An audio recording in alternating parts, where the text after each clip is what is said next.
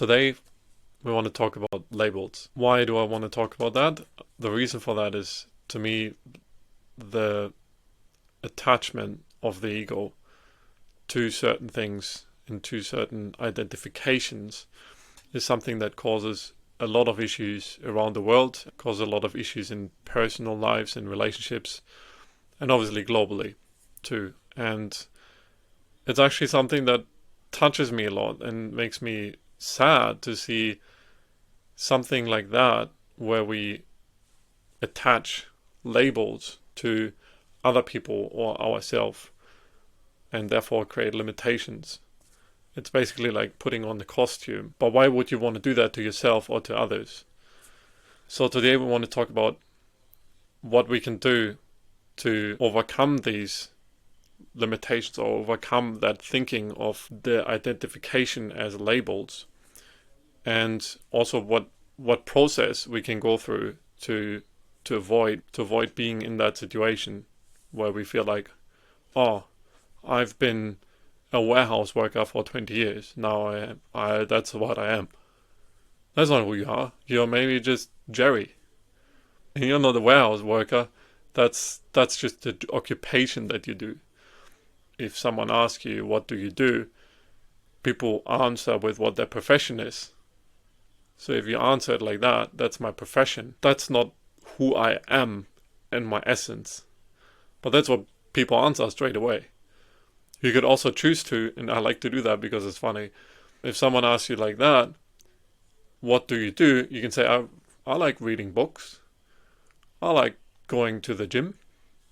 Whatever your pastime is or things that you enjoy doing, why don't we use that as an answer, which is way more accurate, especially if you like doing that more than your job.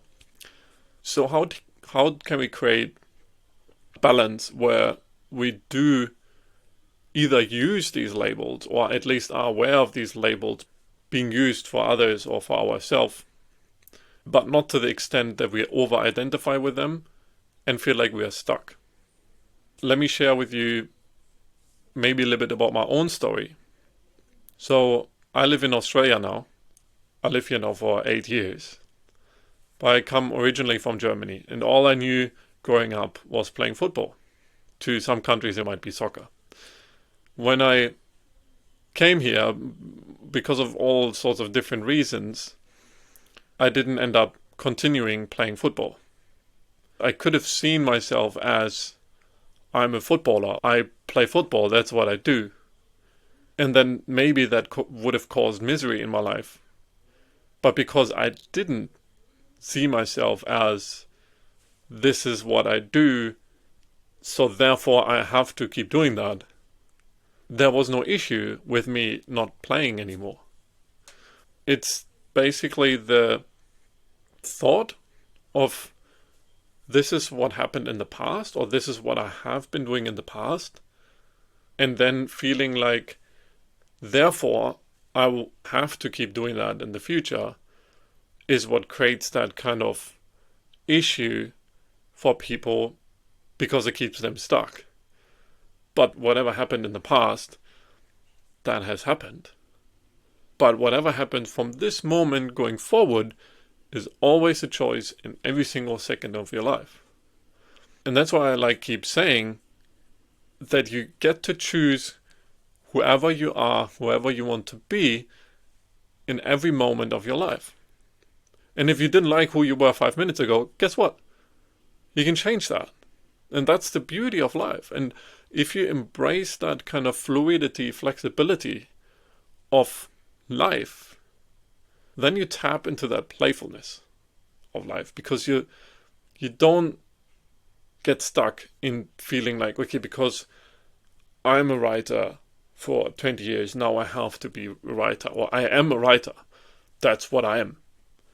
No, maybe in 10 minutes you don't want to be a writer anymore. And that's okay. And I felt like one of the stronger pulls on that kind of label of the ego towards something I felt was with my job.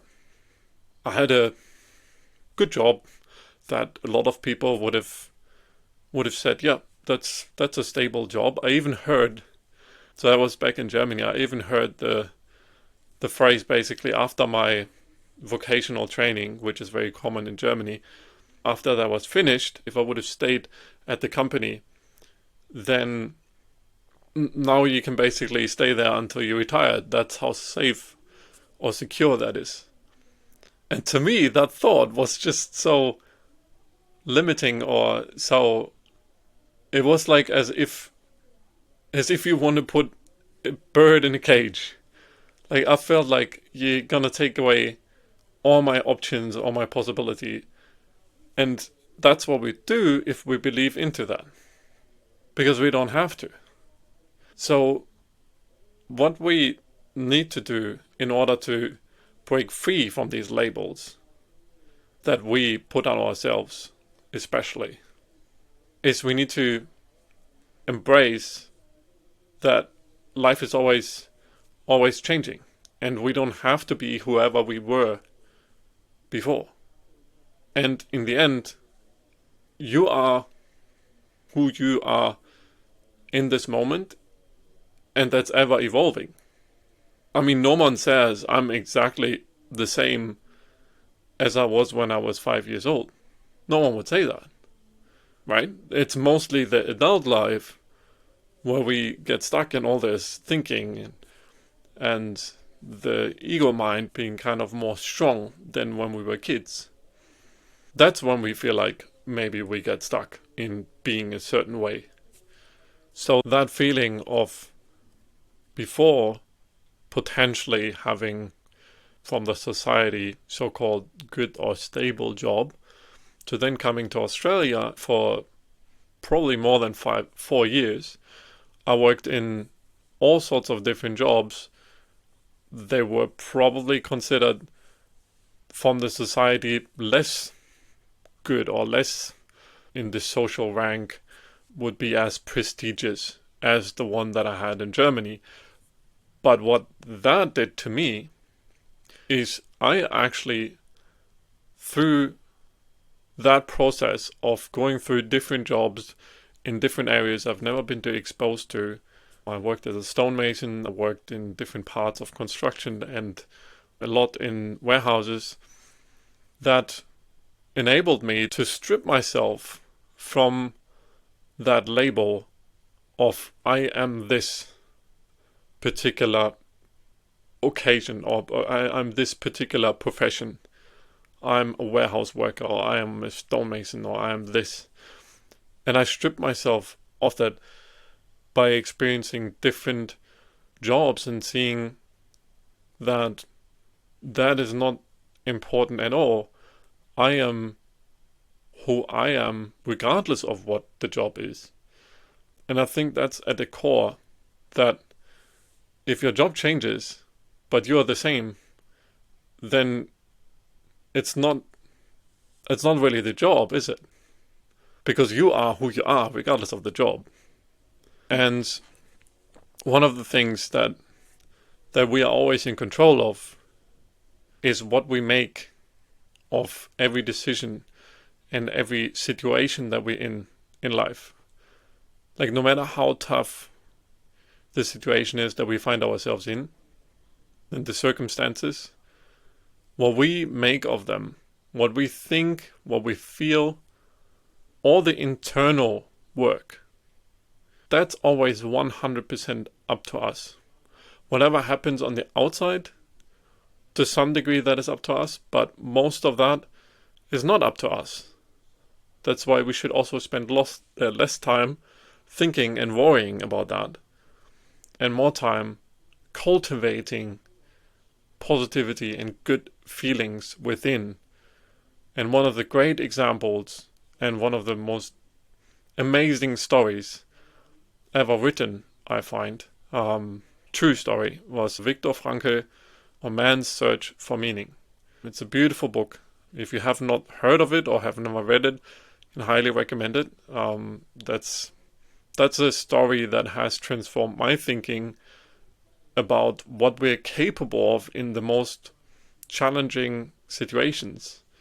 Nelson Mandela was another example of how we can have high spirit, how we can have a positive outlook on something that is so tragic on the outside.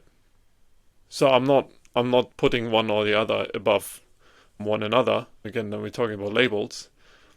But obviously both of these were tragic on the outside, but found ways to have a different inside that felt different than the people around them. So Viktor Frankl was put into Nazi Konzentrationslager, concentration camp, and endured obviously all the treatment that all the Jews like himself have endured there. But the only difference to everyone around him was that he developed over years in the camp compassion for the people that put all that treatment and torture, partly, upon him, and he developed compassion for them. That's the extent of his inner work that he was able to get to. And that's just an amazing example of what we are able to do, what we are able to cultivate within us if we are also seeing more than just labeled. So he didn't see someone that punished him as the punisher. He saw them for someone being put in that situation and having to execute commands that maybe they didn't even agree with. But they had to, because otherwise they probably would have been killed themselves or would have feared for their own life. So he was able to see past all these labels and certain stigmas and stereotypes that maybe other people couldn't get past.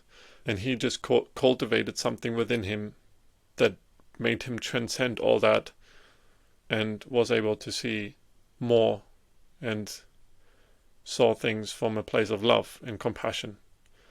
And that's why it's a very, very inspiring story and book. Again, true story, like it actually happened. And I can only recommend, if you have not read it, to read it. It's beautiful. And with saying that, I wrap it up, and I wish you all a wonderful morning, day, evening, whatever it is for you, and see you next time.